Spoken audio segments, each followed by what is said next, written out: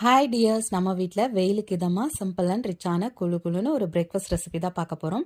ஒரு பவுலில் பப்பாளி பழம், மாதுளப்பழம், சிகப்பு கொய்யா பழம், கொஞ்சமாக திராட்சை பழம், பேரிச்சம்பழம் இனிப்பு சுவைக்காக எடுத்திருக்கேன். இதில் நிறைய இரும்பு சத்தும் இருக்கும்.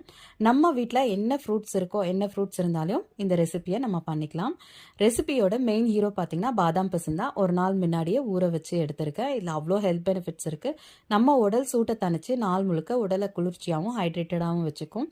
அதே மாதிரி தான் சப்ஜா சீட்ஸும் ½ அன் ஹவர் முன்னாடியே ஊற வச்சு இதில் சேர்த்துக்கலாம். அடுத்து தேங்காய் பால் 2 ஏலக்காய் போட்டு தேங்காய் பால் எடுத்து வச்சுருக்கேன். ஏலக்காய் போடுறதுனால நல்ல அரோமா கிடைக்கும். தேங்காய் பால் பார்த்திங்கன்னா நம்ம குடல் புண்ணை சரி செய்யும்.